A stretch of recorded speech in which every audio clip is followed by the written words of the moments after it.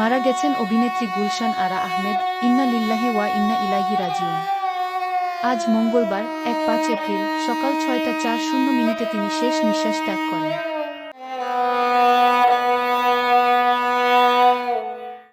এর আগে heart attack অবস্থায় অভিনেত্রীকে আইসিইউতে লাইফ সাপোর্ট ভর্তি করা হয়েছিল। ২০০২ সালে বাংলাদেশ টেলিভিশনে একজন তালিকাভুক্ত শিল্পী হিসেবে টিভি নাটকে গুলশান আরার অভিষেক ঘটে। তবে তার প্রবল ইচ্ছে ছিল নিজেকে একজন চলচ্চিত্রাভিনেত্রী হিসেবে প্রতিষ্ঠিত করার। সেই ইচ্ছে আর ভালোলাগা থেকেই গুলশান আরা প্রথম অভিনয় করেন প্রয়াত এনায়েত করিম পরিচালিত কদম আলী মাস্তান চলচ্চিত্রে।